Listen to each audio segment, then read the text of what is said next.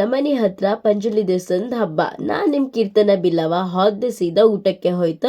ಊಟ ಮುಗಿಸ್ಕೊಂಡು ಸೀದಾ ಬಿಸಿಲಂಗೆ ಬೀಚಿಗೆ ಬಂದಿತ್ತು. ಕೆಲಸ ಕಾರ್ಯ ಒಂತೆಂಥದ್ದು ಇಲ್ಲ, ಸುಮ್ಮನೆ ಕೆಲಸ ಇಲ್ಲ ಕಣಂಗೆ ಬಂದಿತ್ತು. ಮಕ್ಕಳೇ ಮೊದಲು ಕೆಲಸ ಇಲ್ಲ. ಬೀಚಿಂದ ಮನೆಗೆ ಒಂದು 1 ಕಿಲೋಮೀಟರು ಇಲ್ಲ, ಒಂದು 500 ಮೀಟ್ರ್ ದೂರ ಇತ್ತು.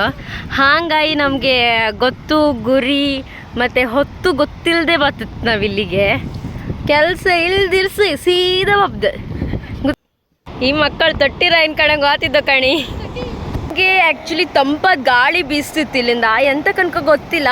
ಬಟ್ ಸನ್ ಎಷ್ಟು ಕಿಡಿ ಕಾರ್ತಿತ್ತು ಅಂದಲ್ಲಿ ಹೇಳಿದ್ರೆ ಸಾಮಾನ್ಯ ಕಿಡಿ ಕಾರ್ತಿಲ್ಲ ಕಾಣಿ. ನೆತ್ತಿ ಮೇಲೆ ಇದ್ದ ಸೂರ್ಯ, ಆದ್ರೆ ನಮ್ಗೆ ಫುಲ್ ತಂಡ ಗಾಳಿ ಬರ್ತದೆ. ನಮ್ಮನೆಗೆ ಬಂದ ಹೊಸ ಹೆಣ್ಣು ಬಪ್ಪುದೇ ವರ್ಷಕ್ಕೆ ಒಂದ್ಸಲಿ ಈ ಜನವರಿ ಟೈಮಿಂಗೆ. ಇದು ನಮ್ಮನೆದು ಇಡೀ ಹೊತ್ತು ಇತ್ತು. ಈ ಹೆಣ್ಣು ಬರ್ತದ ಅಪರೂಪಕ್ಕೆ. ಈ ಹೆಣ್ಣು ನರ್ಸಿಂಗ್ ಮಾಡ್ತಿತ್ತು ಕೇಳಿ. ಹೋತಿತ್ತು, ಎಷ್ಟು ಚಂದ ಇತ್ತು ಅಂದೇಳಿ ಹೇಳ್ರೆ. ಎಷ್ಟು ಚಂದ ಇತ್ತು ಗೊತ್ತಿತ್ತಾ ಇಲ್ಲೇ ಅಲ್ಲ ಸ್ವೀಟಿ?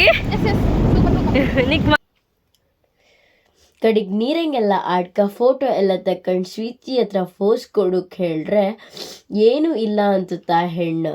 ನಮ್ಮನೆ ಹೆಣ್ಣಿಗೆ ಕೊಡಿ ಕೊಟ್ಟರೆ ಕೊಡಿನ ಮುರುಗೆ ಕಾಂದತ್ ಹೊರತು ನೆಟ್ಟಗೆ ಮನೆ ತಗೊಂಡು ಬಪ್ಕಂತೂ ಕಾಣ್ತಿಲ್ಲ. ಮರ್ಚಂದ್ರೂ ಮಡ್ಚೋದಿಲ್ಲ ಹೆಣ್ಣು.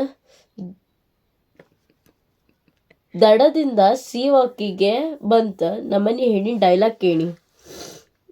ಅಕ್ಕನಿಗಂತೂ ಸಮ ಬೈಯೋಕೆ ಹೋಗ್ತಾ ಹೆಣ್ಣು. ತುಂಬಾ ಎತ್ಕೊಂಡು ಹೋಗೋದ್ರಲ್ಲಿ ದರ ಎತ್ಕೊಂಡು ಕಡೆಗೆ ಸೀದಾ ಬಂತು. ಅಲ್ಲಿಂದ ನೆಕ್ಸ್ಟ್ ಸ್ಟಾಪ್ ಜ್ಯೂಸ್ ಅಂಗಡಿಗೆ. ಜ್ಯೂಸ್ ಕುಡ್ಕೊಂಡು ಅಲ್ಲಿಂದ ನೆಕ್ಸ್ಟ್ ರೆಡಿ ಹೋದೆ ಪಂಜುರ್ಲಿ ದೇವಸ್ಥಾನದ ಹಬ್ಬಕ್ಕೆ. ಅಲ್ಲಿ ನಮ್ಮನೆ ಹೆಣ್ಣಂತೂ ತಿಂಬುದಂತೂ ಬಿಡೋದಿಲ್ಲ. ತಿಂದೆ ಹಾಳು ಮಾಡ್ಕೊಂಡು. ಸರಿ ಬತ್ತೇಕ ಬಾಯ್.